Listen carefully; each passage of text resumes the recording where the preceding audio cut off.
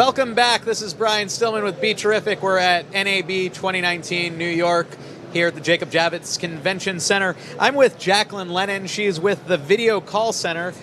Welcome to the show. Thanks for coming on. Thank you. Thanks so much. You have some cool tech having to do with call-in features. Can you talk a little bit about that? Tell us what you're doing over there. So at the VCC, our whole motto is smartphones make smart television. The entire crux of our business is using smartphones as remotes for broadcast. We figured there's 4 billion of them in the world. They all have cameras. If we can figure out the right way to do it, then all of a sudden we have this almost infinite source of potential contributors. So what we do is a combination of software, hardware, and service, where we enable our clients to tell us who they want. The person can be anywhere in the world on any device. We leverage applications that are already native on it, so you don't have to book your VIP guest and then ask them to download specialty software and create an account.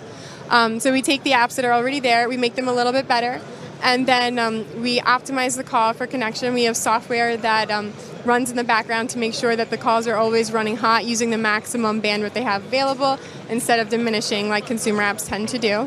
And we then take them through the process of framing and lighting and phone settings, which is a lot of fun and isn't depending on where you are in the process. Yeah. So this is technology where if, for instance, we were doing call-ins like, okay, viewers, you can call in, you can use your cell phone, you can use the apps that are already on it.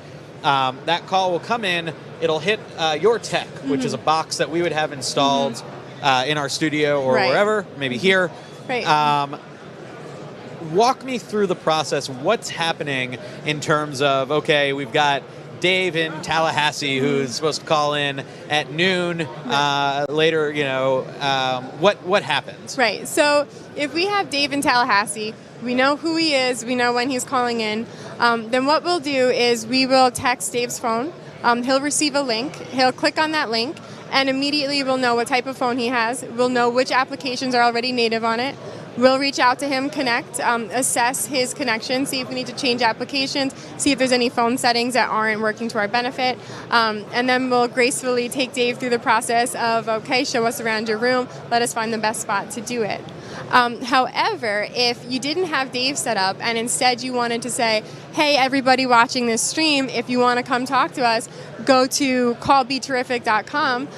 We have a virtual green room in the cloud called the Caller Queue, where you could have all of your viewers sign up and say, hey, I want to be on the show, here's my question, and then your producers can go through and editorially decide who's the best fit for the show, and we can bring them in on the fly like that too. So when you bring them on the fly, that doesn't have that component of kind of walking them through their space and setting up the shot. So that's more of a just get and go type of thing. We'll still frame them and optimize them, but of course the more time we have with someone, the fancier we can get with it. So we might not take a whole tour of the entire house, but we will make sure that they're properly lit, that their phone is stable and propped up, and that their connection is solid. So would the producer kind of go through and say, this one, this one, this one, this one, bounce that to you, you would do whatever you're going to do with them. Exactly. And then send them back to us. Could a producer also be like, okay, we just want to do it on the fly, like you right now, go. Yeah, exactly. And we can turn them over as quickly as you want them,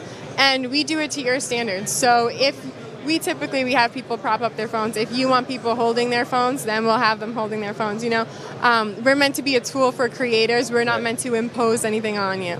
So the service part, how many people do you handling this? I mean, what if there's like 15 shows and they're all, they're doing their daytime shows, they all have call-ins, they're all using you. So that's 15 guests at any given moment who need to be walked through, directed, stage managed. How are you handling that? So we scale as our clients scale. So if we have 15 simultaneous clients, then we have 15 simultaneous people who are doing that. But the good majority of our clients, they're bringing on remotes that they know, which means we don't have to wait until 5 minutes before air to contact them. We can contact them the day before. We can take them gently through the process so they know what to expect. So that day of, they're ready, they feel prepared, they're excited because they've already done it, and you're getting your shot early, or definitely on time, but early, and it's already ready for you. Can you say who some of your clients are? I mean, are there any? There's some names you recognize. So TLC, we work with them on their 90 Day Fiancé franchise. Okay. By nature, half the cast is scattered across the world. Right. So we work with them on their live shows and their tell-alls, where they'll have remotes from Syria, from the Philippines, from Colombia. We even had 5 continents at the same time for one of their shoots. So we do a lot of work with them. We just launched with WWE with their digital show, The Bump. Yesterday was the 3rd week with them. We work with Major League Baseball, MLB.com, a variety of the Fox Sports regions, and FS1, and a few others. What's the tech doing? What's the box doing in terms of assessing people's phones? You mentioned cropping out the talkback box and everything else. Right. Talk to me a little bit about that. So the tech does all of the things that I used to have to do when I started working there back in 2014. So because we don't have contributors download an app, we use things like FaceTime, WebRTC, and sometimes Skype. They all have their own lip sync settings, which means if there's nothing managing them, it's going to look terrible. Yeah. So fortunately, whenever I'm call producing, I don't have to think about that. The software running in our endpoint automatically adjusts for that application's lip sync. Also in the background, it's the technology that's keeping the calls hot, so they're always on. It crops properly, gets rid of all the return feeds, any logos that are there. If any buttons were to pop up on screen, there's a hide buttons button that we have that keeps it all out. And we also, at this show, we're just announcing a new product called Eavesdrop, which is automatic recording that gets transferred to the cloud. So right now it's not in production, but it will be in the next month or so. And that will, in addition to all the other stuff, automatically start recording both directions of a call while it's in progress, so that as a producer, you don't need to book your control room if you want to do an interview with someone. Is there anything, I mean, wiretap laws being what they are, two-party consent rules and stuff like that, how does the recording work? Oh, so this would not be for a FaceTime call with your friend. This is for the remotes. So whenever this call is being recorded, it's with someone who's already agreed to be on your broadcast. Either you've gotten their release form or we've gotten it for you through the caller queue. This doesn't let people spy on their friends, unfortunately. So you would handle releases as well if need be? Yeah, so for any of the caller participation shows, whenever somebody enters the caller queue, they're agreeing and they're entering, and they have terms and conditions that are linked, which could include your release form, so that anyone who shows up in your queue, you already have their release and it's stored for your legal. Wow. That's really cool. You know, the service, so much of what we're seeing here is technology-based, it's AI-based and stuff. We're not seeing very much that also comes with the sort of human component of it. I love that idea.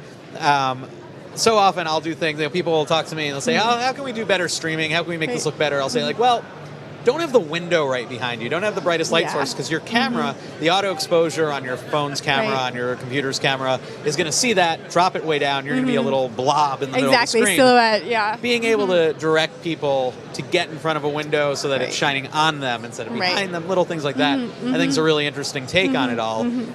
So how much does the service cost at least base level? Sure. So the way that we work is we'll talk to a potential client and we'll find out what they want to do. So, for example, WWE, they have a weekly show with us. So we know that they want an hour of support every week. Right. So that's it also depends on the number of simultaneous callers. That would be the scope of work. And then it depends on the distribution, because there is a technology license that goes into it. But we want it to be affordable to everyone. And a national cable license shouldn't look the same as a Facebook Live license. Sure. So we work very much on a case-by-case basis with our clients, find out what it is they're looking for us, what the value is that we have for them, what their price point is, and we see what we're able to offer them. We did just come to market 3 years ago, so we're very... the market is something that we've been creating with our clients and learning as much as we've been teaching and selling. Is there ever any trouble interfacing with you said it uses apps that are already on your phone. Is that something you have to work out with the app companies, or is it an open, some sort of API thing that you're allowed to just access? How does that work? So the apps are already on people's phones, and our endpoints are natively capable of using them. So we didn't have to do anything crazy to be able to access their apps. What we do to improve upon them is all things that we do on top of it. And it's a lot of it is outbound, so we're able to do it. We don't have partnerships with FaceTime, for example. Cool. It sounds like really interesting tech. Like I said, I think it's fascinating that you're combining the tech with the service. Where can people go to find out more about this? The VCC.TV. Which I know rhymes, so a lot of times people don't know what I'm saying, but it's the abbreviation for the Video Call Center. And on there, you'll see a bunch of samples from our clients. You'll learn about our different solutions, and of course, how to contact us. Great. Well, thank you so much for being on the show. Thanks so much. I really appreciate it. Check it out. Interesting call center technology, the VCC.TV.